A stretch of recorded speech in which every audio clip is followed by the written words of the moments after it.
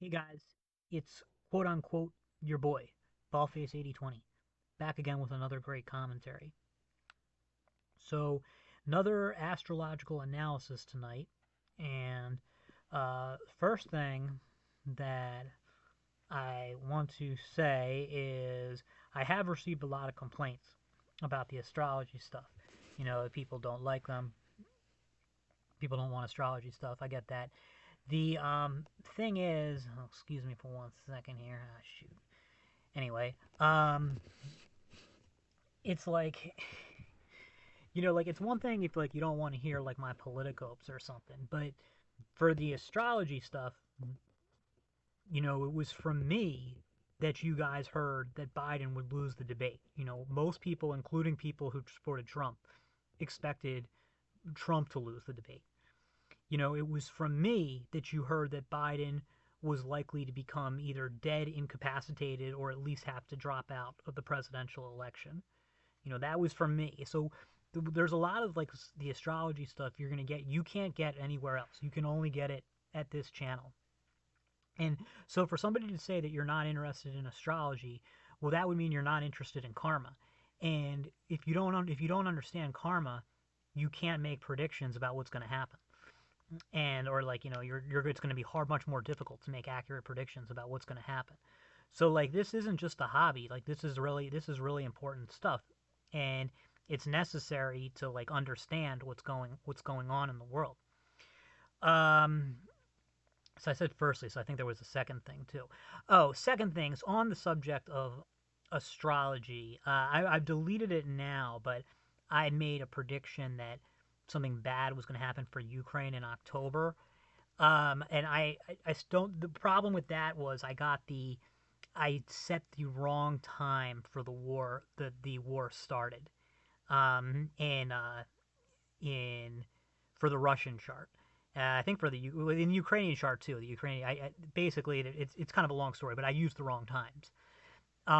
When I did it using the right times, I couldn't find anything about. I mean, like it could very well happen that something bad could happen beyond what's already happened for Ukraine this year, but I didn't really see anything notable in either chart. I mean, just beyond that, this would be a horrible year for Ukraine. But I didn't see anything showing a Russian victory, Russian defeat, whatever. I mean, Putin may very well die, or something could happen in October, but there's nothing in the charts to show it that I can see at least.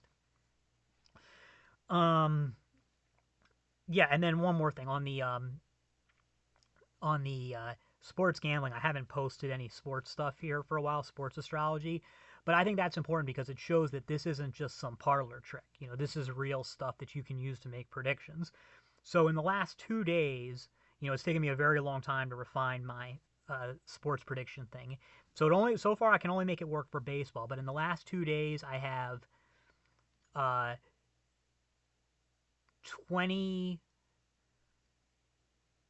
23 wins and 7 losses.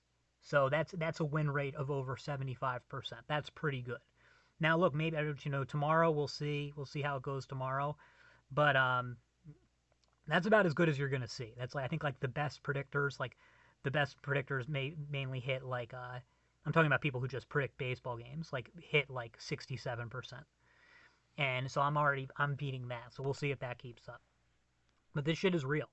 So anyway, here what we have is a chart for this is the solar return chart. Um, so it began on something like May 17th of this year, 2024, for the New York Stock Exchange. Now, so this is so we look at this chart and we see here it's rising in Virgo. Virgo's ruled by Chiron. Chiron is in the 8th house. So we're already off to a bad start. 8th house of loss and death and stuff. So we've got an afflicted first house lord. That means just things are going to go badly. Things are going to go badly. Now that wouldn't be enough. You wouldn't look at that and say like there's going to be a crash or even decline or even stagnation in the stock market this year, but it's a bad sign. So we're off to a bad start. It does have the moon in the first house. However, the moon is conjunct with fixed star Denebula, which is a more malevolent star or a malefic star. At least it can be. It kind of depends. It's aspecting, and also the moon is, hadn't even noticed that the moon is directly opposite Saturn, which is a very, very bad aspect. If you remember from my Trump versus Biden general election video, not the debate video. So it does have that. So you're looking at kind of like a mixed bag here, and like the first thing, it's like if this was a person's natal chart, you'd kind of be like, okay, whatever. But yeah, so then you've got Ketu in the second house, whatever. Parts of fortune, it's not aspecting anything, so we don't care. Pluto, which is conjunct with, looks like a couple of more minor fixed stars here. In the fifth, I don't really care. It's an invisible planet, so I would want it to see it doing more than that to be worried about it.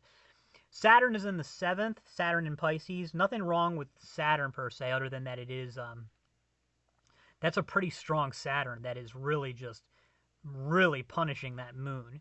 So that's the main thing there. And then now here's where things get bad. You've got a charged up Mars, because Mars is conjuncting a fixed star here. It looks like fixed star Aldermamine. I don't know much about that star, but it is charging Mars up, and it's in Aries. It's in its own sign. So that is a very strong Mars. Now, granted, it's not really aspecting anything other than the fact that, Rahu right here. So Rahu's another malefic.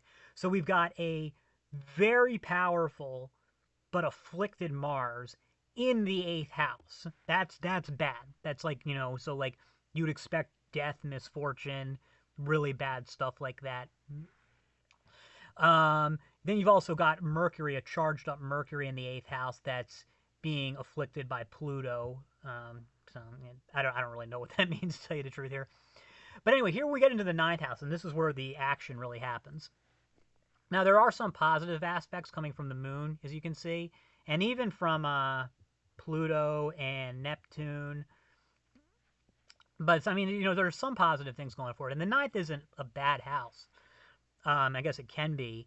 But you've got a charged up sun that is majorly combusting Jupiter. So that's your planet of good fortune. And it's also combusting Venus. That's your other major benefic planet. And it's combusting Uranus. Okay, so first of all, Jupiter rules Sagittarius. So that's here. That rules the 4th house. That would be something like in a natal chart for a person. That would indicate a combust 4th house lord would indicate, health problems or death of the mother. This is a stock exchange, so not even really sure what we would be talking about here. But we know it's a bad sign, because that's 4th house is an important house, one of the stronger houses. That's combust, that's a problem. What exactly it means in terms of the stock market, I don't know. Then Uranus, that rules Aquarius. That's your 6th house lord. That is the house of loss, like one of the houses of loss, death, stuff like that. The fact that that's combust, very bad. Very bad. And then also combust is Venus.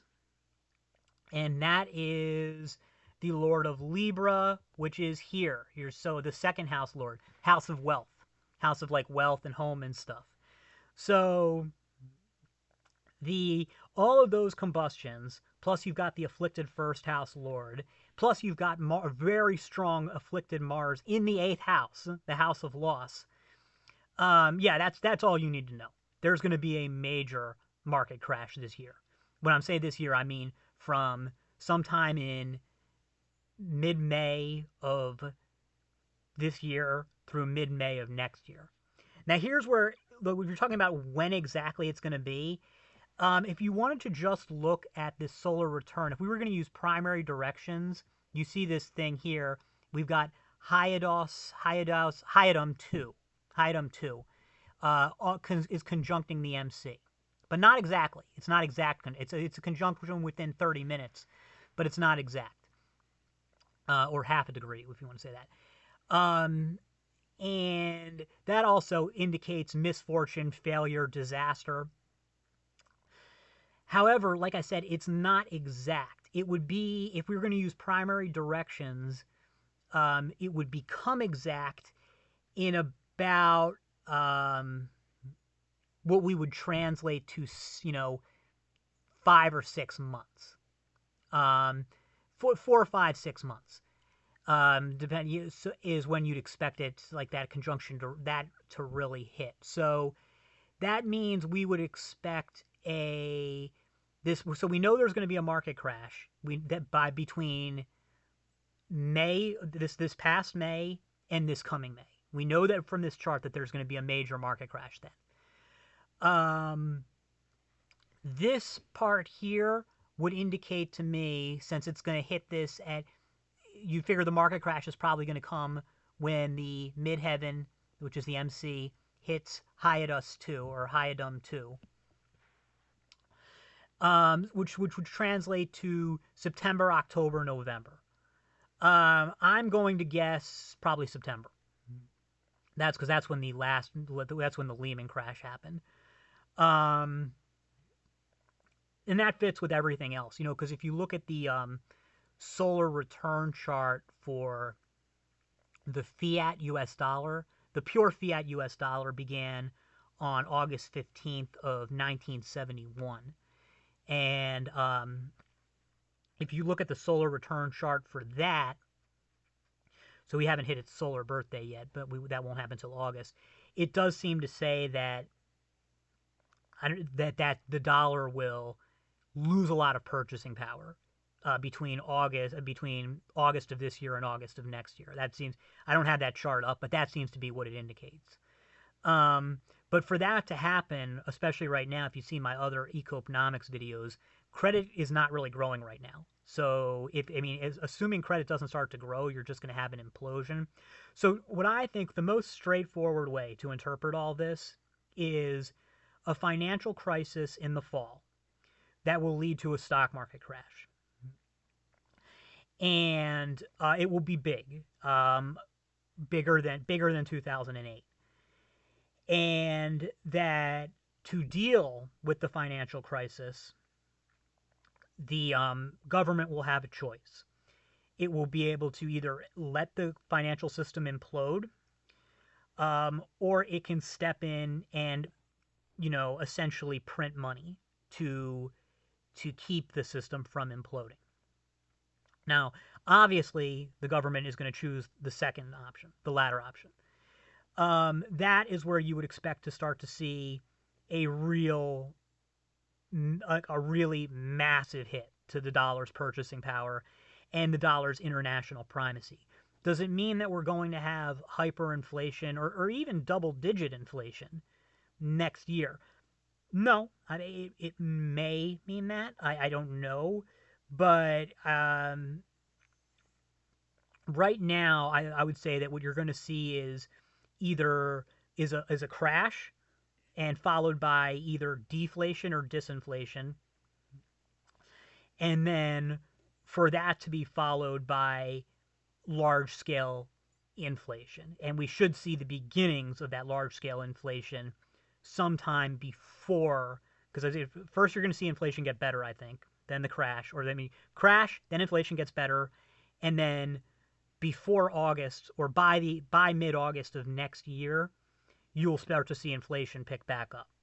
I'm not sure how major the inflation will be. I think it'll be pretty bad, which sucks for me because it makes my job doing insurance much more difficult. But that's, to me, the most straightforward way to interpret this right now. That's all for now. See you in the next. Now I'll see you in the next.